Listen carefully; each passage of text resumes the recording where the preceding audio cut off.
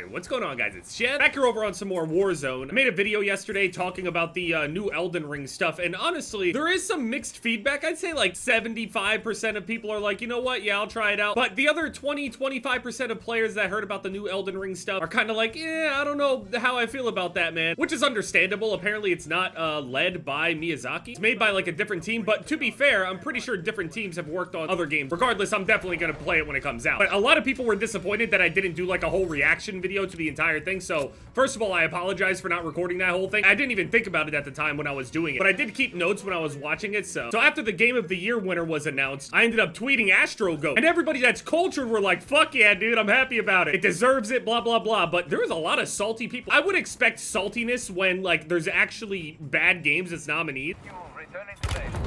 Why couldn't I pull my shoe? This happens constantly. Like, if I get within 10 meters, it won't even let me pull my shoe. I'm pressing the button. I wish I could show the thing on screen where it's showing me press the button, because I'm absolutely pressing it. It just doesn't deploy. Anyway.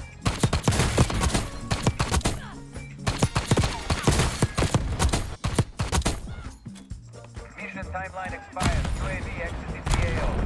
Renata. So talking about the other things, I think Tekken ended up winning Fighting Game of the Year, even though its numbers are down in comparison to how it was. I was playing a good amount of Tekken. I probably have like 200 something hours in there. I kind of have a similar complaint to a lot of other players, even though it's really a complaint from like experienced players, and I'm really not experienced. There's just a lot of cheese mechanics in Tekken 8 in comparison to Tekken 7. I played a little bit of Tekken 7, like maybe 30 hours or so in preparation for Tekken 8 to try to get a feel for the game. And in Tekken 8, there's certain buttons that you can press that kind of like gives you your turn back for free. There's a mechanic in the game called Heat where you can straight up just heat smash and basically take your turn back for free. I'm not gonna get into the whole thing, but it won Fighting Game of the Year. I mean, I guess. But speaking of fighting games, they announced a brand new Virtua Fighter. I've never played Virtua Fighter in my life, but again, it's one of those things where it's very similar to Tekken, where I was like, okay, I definitely need to play the game. If I'm gonna sit there and play fighting games, I can't be scared of these 3D, like supposedly really, quote, difficult fighting games, the real fighting game. I've seen it all. Every single time I play a game, they always say that there's something out there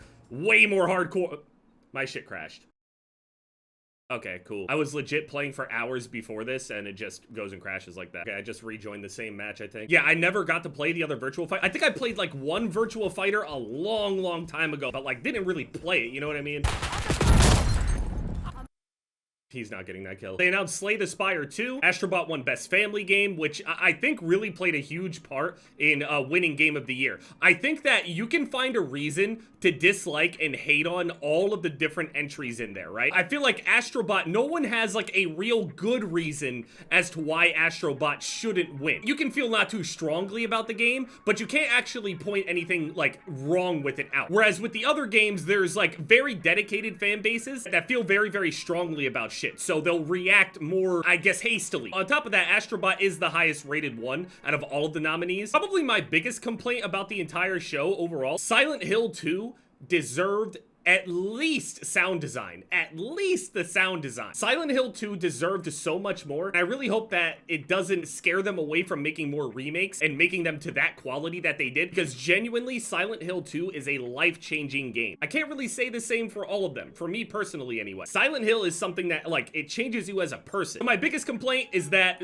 Silent Hill didn't win anything. That's what sucks the most. Elden Ring, it's won enough, it's fine. We already know it's one of the greatest games ever created. Silent Hill deserves more. Witcher 4, probably the biggest announcement there. I saw like the stats and stuff, and people were comparing like all of the new announcements and then looking at the viewership on the trailers and stuff, and I think in first and second place, first place is Witcher 4, and Elden Ring is the second most viewed one, and everything underneath of it are down by like millions. Not to mention though, there's like a 2 million gap in the Witcher trailer in comparison to the Elden Ring trailer. So Witcher 4 has massive hype, and I'll admit, I've never beaten Witcher 3. I've played Witcher 3, but I've never actually like played it all the way through. That is a long ass game with a lot of side content and other shit to like get real deep into. However, I do know the overall story though. And I saw that people were complaining about Ciri being frontline and said, dude, these culture wars and shit going on in video games right now, it's such a disease in this community, dude. It's so fucking corny, man. I remember when games would come out and people would just shut the fuck up.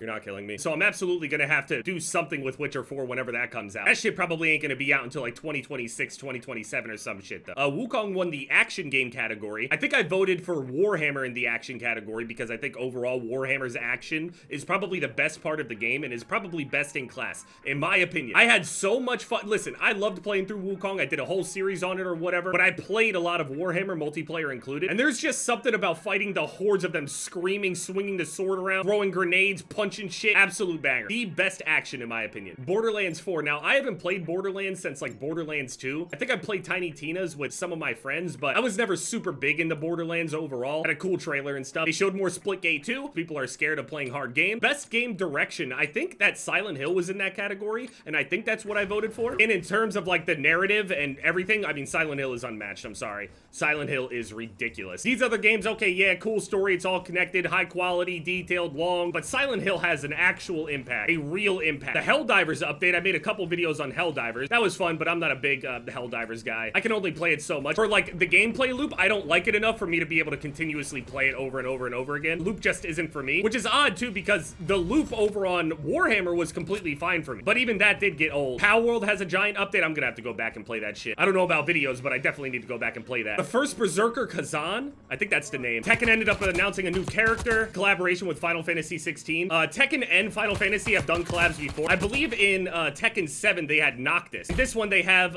Clive. Admittedly, I didn't get to play a ton of Final Fantasy, so I don't really know all the details about him. But stylistically, he looks really cool. There's some people don't really give a shit about it. Some people think Clive is boring. Other people love Noctis, but I guess Clive isn't as universally loved. I don't know. I don't really care either way. There was a Game of Thrones game, which, I mean, it didn't look amazing. It didn't show anything that I thought was incredible, but it was there. They showed more gameplay for Crimson Desert. Crimson Desert is basically just Black Desert Online, but single player. If you haven't played Black Desert Online, I mean, good for you. You stayed away from it. Have a higher quality of life when you don't play it. Very similar to like playing games like League of Legends, Call of Duty, other brain rot types of games. It's one of them. It's a good game, but holy shit is it a time sink. But with that said, without a doubt, it is easily the best combat in any MMORPG. In terms of action combat, classic combat, I still prefer classic combat. You know, big bar at the bottom, very like World of Warcraft like. I like combat like that the most for my MMOs. Crimson Desert seems like it's gonna be fun. I always said that Black Desert might be an even better single player action game than it would be an actual MMO. And they made it, so they know what's up. Oh yeah, that new Naughty Dog game. I'm not a big Naughty Dog fan. I know that they make good games, but I'm not ever like super deep into them. I think The Last of Us is really good. I'm just not really deep in there. Last time I was really playing Naughty Dog games was when I was a kid playing Crash Bandicoot and shit. The Last of Us is very good though. They announced a new game called Intergalactic. I don't really know necessarily what it's about. We saw the main character and she's like maybe a bounty hunter or something. She works for people, or maybe she works for something, but like is kind of like rogue. I don't know. Interesting though. I still don't know what kind of game it is though. I guess nobody really knows. Pulled out like this sword thing, but I don't really know. I don't know if the combat is gonna be like that. I don't know. I have no idea what it's gonna be. They're making another Onimusha, which is an old one. I was surprised at the amount of people that didn't know Onimusha. I played all of the games. I mean, I wasn't like a giant fan of it. I played a ton of Onimusha with my cousin. I can't remember which one though. I might have played more than one actually.